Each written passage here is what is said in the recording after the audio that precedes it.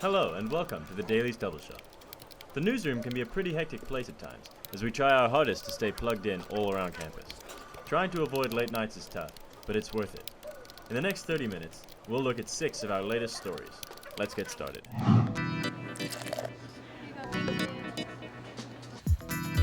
what is that? Chinese. Yeah.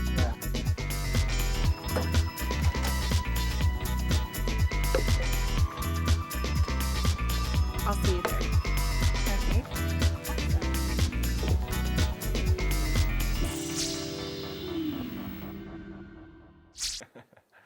The UW has an exciting music scene.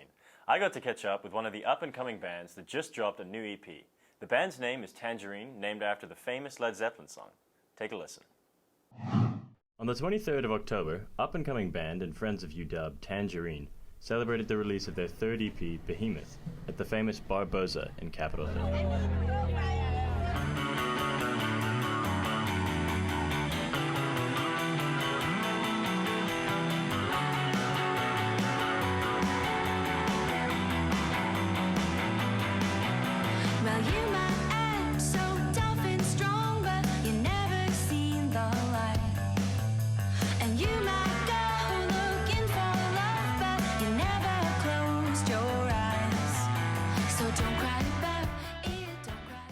Since their first show in January 2013, the band's popularity has skyrocketed and seen them playing huge events like Capitol Hill Block Party and Bumbershoot, as well as a recent spring tour that took them across the country. Basically, everything a young, ambitious band could want. Want to play for as many people as possible, want to play as big a shows as we can, have as many people hear our records as we possibly can. We just all really like performing, we really like recording. I'd be lying if I'd say we're not shooting for the stars. We all have interests outside of music, but we've all kind of collectively decided to put those on hold and just make this our focus and see where it takes us. And so far, so good. 3 EPs, shows ranging from backyards to major festivals, a few music videos, and a fan base not confined to Seattle but spreading across the states. Tangerine are quickly becoming accustomed to the upper echelons of musicianhood.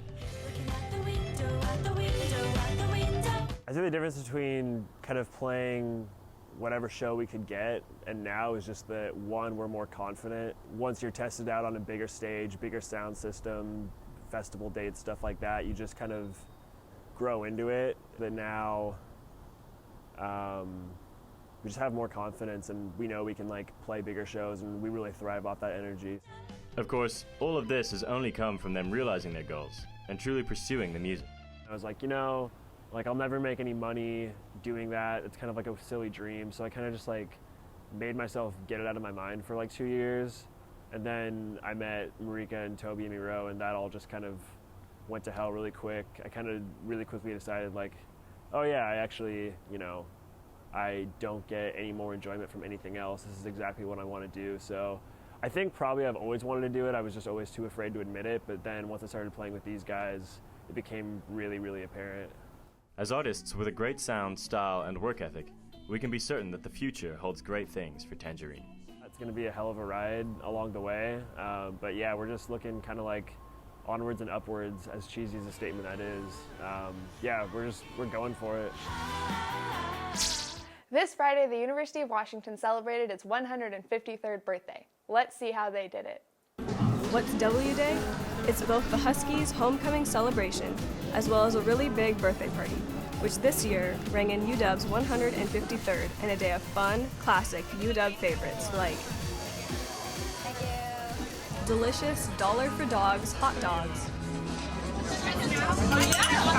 music, a wacky photo booth with lots of crazy props, and so much more. And this year, the Huskies waited for something new. The first ever UW color fight, the epic purple and yellow, in-your-face, powder-throwing battle of the year.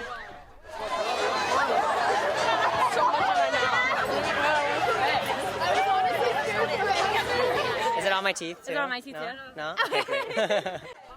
It goes without saying, these guys were definitely the most spirited at W Day. UW Day! Blending the best of UW tradition and pride W Day is the least Huskies can do to say, Happy birthday, UW. Hi, my name is Karina Mazukina, and in today's episode, I explore the impact UW students and physicians from Seattle had in distributing healthcare services to locals in a village in Nicaragua. Both students and locals alike were able to learn and empower one another. Hope you enjoy. Nicaragua is one of the 2 or 3 poorest nations in Central America. There are very, very few healthcare providers in Nicaragua. Most people, if the local physician is 60 to 100 miles away, it means most people are not accessing healthcare.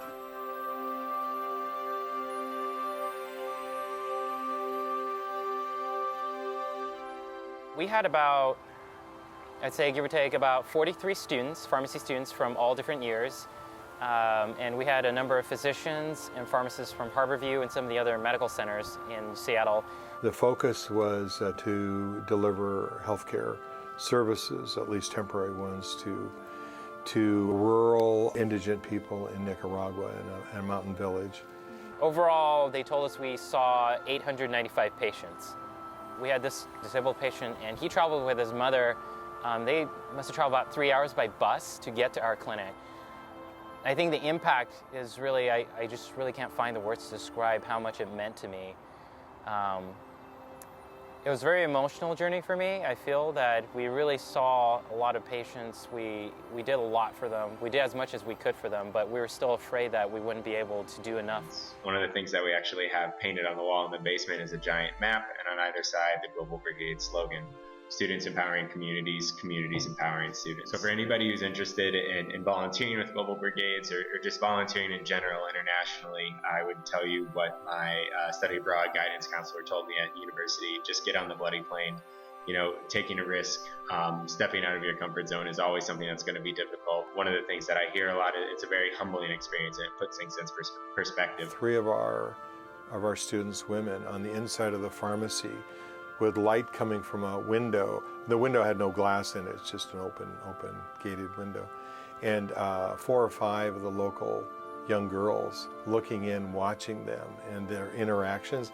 They spent a lot of time talking about whether it was okay for women to become doctors. I mean, they wanted to know from our students how they could be a doctor since they were a woman, and we gave them hope. I think it's really a hope lesson. My name's Taylor Beardall, and this week I worked on a project with Olivia Fuller. We had found out that the UW cheer team had not gone to nationals in over a decade. We were curious as to why, and we hope you enjoy what we discovered. If you've gone to any Husky football or volleyball games this year, then you've probably seen these men and women performing on the sidelines.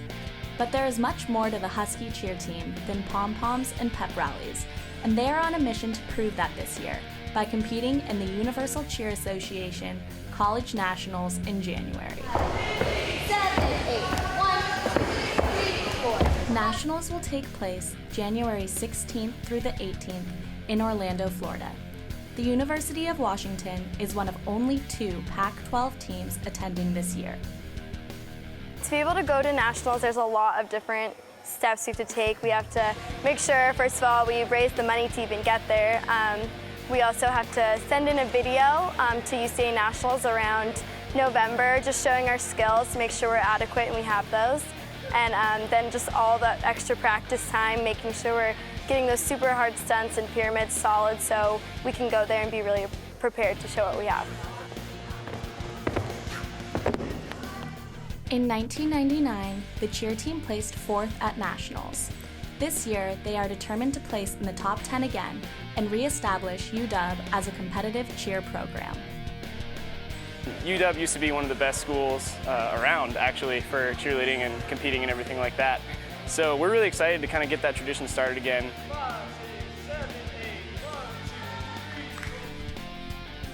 They have the skills for nationals, but what the cheer team doesn't have is the money. So they took it upon themselves to fundraise for their chance to go to Orlando this winter. 1, 2.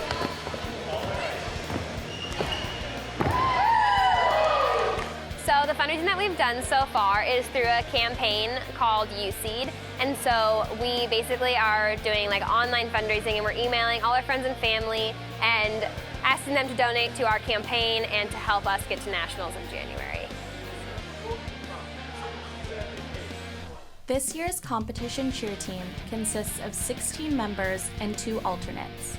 The team is made up of past all-star cheerleaders and gymnasts, with many of the men picking up cheerleading while in college. They will be competing in the co-ed 1A division this January, which will be aired on ESPN. If we get the chance to go, I think we'd make it worth it just by showing all the hard work we've put in, really nailing a solid, clean routine and just making our alumni proud. I know we competed at nationals a long time ago, and I think it'd be really cool experience for us to make sure we show them, that we want to bring this back to the University of Washington, so I think that would be really worth it for us. They are looking for support from the UW community to help them reach their goal of $25,000 before their online campaign ends on November 4th. So far, they have raised almost $15,000. To follow the Huskies' progress on their journey to nationals, visit uw.useed.net. We are Huskies! If you've checked your mailbox lately, you may have seen one of these. Before you toss it in the pile with the rest of your junk mail, hear me out. Residents of Washington State, the contents inside that envelope matter especially to you. This year is a midterm general election year, meaning we aren't voting on who will be our next president, but there are plenty of other equally important items on this year's ballot. We'll get to those a little later. So, according to the U.S. Census Bureau, there are over 3.9 million registered voters in Washington State, but only 81% of those voters turned out in 2012, the last presidential election year. And voter turnout for midterm elections are typically 10 to 20% less than that. If every Washington State resident attending a University of Washington school right now turned out and voted, assuming they're all registered to vote, we could make up over 1% of the entire state's voter population. This year, we've got 3 initiatives on the ballot. First is initiative number 1351, also known as the Washington Class Size Reduction Measure. So here's the story. Washington State ranks 47th out of 50 states in class size, according to the National Education Association, which is also the largest teachers union. This measure would allow the state to allocate funds to reduce class sizes and increase staffing for students.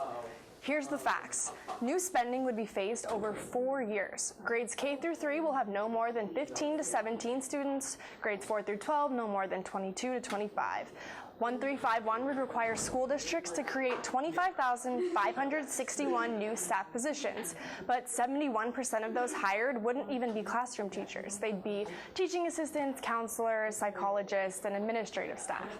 The Washington Education Association, the teachers union that's supporting the initiative, would profit by $7.4 million a year. And here's why you should care. The initiative contains no budget or revenue source, and the money is going to need to come from somewhere. Taxes maybe, or decreasing state funding for higher education that could lead to tuition increases here at UW. But if you plan on sending your children or future children to public schools in Washington State, this can affect the type of education they receive. The next 2 initiatives are competing measures concerning firearms, I-591 and 594. 591 would forbid the state from requiring any additional background checks than what the federal government already permits. It would also make it illegal for any government agency to confiscate guns or other firearms from citizens without due process. This measure is supported by all major gun rights activist groups, the NRA, and the GOP. The counter-initiative to 591 is 594, the measure vowing to close the gun show loophole with universal background checks and gun purchases. The initiative requires the same quick and familiar background screening done by gun dealers for retail sales to be applied to purchases at gun shows and for online sales and private transactions. 594 is supported by the Washington Alliance for Gun Responsibility, as well as Bill and Melinda Gates, Steve Ballmer, Paul Allen, and former Arizona Congresswoman Gabrielle Giffords, who you may remember was shot in the head by a young man who opened fire while conducting an open-air town meeting. All right, so here's the facts. Approximately 1 in 10 gun buyers seeking to purchase guns online in Washington are prohibited from buying or possessing guns. Also, 591 and 594 both have minimal impact on state and local revenues. With 594, background checks would not be required for gifts between immediate family members or for antiques, and there are also special exceptions for hunting ranges. Here's why you should care. More than half of the people murdered with guns in Washington state in 2011 were under the age of 30. Also, Washington state law makes it illegal for convicted felons, those convicted of certain misdemeanors and restraining orders, also people found not guilty of a crime by insanity, and those mentally incompetent to possess firearms. This measure would prevent these people from buying guns without a background check. In addition to these three initiatives, there are advisory votes and candidates in the U.S. congressional, state legislative, and state judicial offices up for election. Ballots must be filled out and mailed or returned to one of the many drop-off locations around Seattle by 8 p.m. on November 4th. There are students halfway across the world protesting day and night for this right we often take for granted.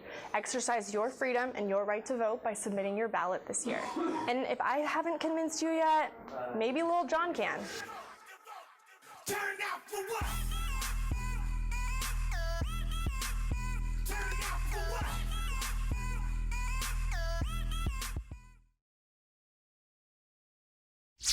It's been nearly a decade since Nate Robinson attended UW classes. But since then, he's played for 6 different NBA teams and won the slam dunk contest 3 separate times. Now, he's trying to leave his mark in a different way back home in Seattle by opening Nate's Wings and Waffles, a restaurant down in Rainier Beach. The news team and I had the opportunity to go down and try it for ourselves. I hope you're hungry. Welcome to Nate's Wings and Waffles. I fell asleep with a chicken bone in my mouth when I was a baby. So I was kind of sleeping with it like a binky and woke up with that name, I guess. As of last month, Seattle's first chicken and waffles restaurant opened under the ownership of NBA star and UW alum Nate Robinson.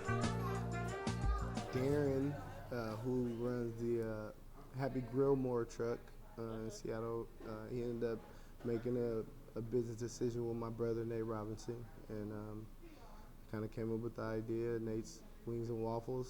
My cousin, who's the head chef here, Tay Proctor Mills, him, Darren, they all came over to the house, and we had a taste testing, and we tried out everything you could think of. We all wrote down different recipes, had people all taste it, see what they thought, and took a tally and figured out what would be the best. Number 16, half-pound naked tossed in lemon pepper, 2 bacon waffles, and a half-pound naked with teriyaki on the side for 16. Sorry for the wait. We're just trying to fit everybody, every last person in the kitchen. We're trying to fit all of our passions and all of our ideas and give something different. Not every day you get a waffle served to you from Nate Robinson. But when our team went down to Rainier Beach, we had no such luck and wanted to know how much involvement Nate Rob really had. So we called him. Hey Nate, is Rainier Beach a community you've stayed in touch with over the years then? Forever. I mean, I grew up, right down the street from Rainier Beach. I will always be a part of Rainier Beach. I always go back. My grandmother's there, my mother's there, my kids are around. That's just generation. And I'm just, pretty much paying homage to my surroundings and to my community and my neighborhood. Without them, there would be no Nate Robinson. So, just to give them, something that they can always rave about and feel a part of is the restaurant. It's not just for me and my kids, it's for my community that I grew up in. I want that to be something that's stressed, that's one of our main concerns is the customers and the community and the company all being fused as one, because we all need each other in order for things to grow. I'm starting to see everybody. That's why I feel like, Seattle is a family, because I'm getting a chance to meet people from all over the place. They're driving here from Issaquah and Bellingham and Northgate and Federal Way and Tacoma, and just to come be a part of it. This became apparent as soon as the doors opened at noon and the lunch crowd poured in, all for the same reason that brought the daily news team down south: chicken and waffles. Delicious, delicious chicken and waffles.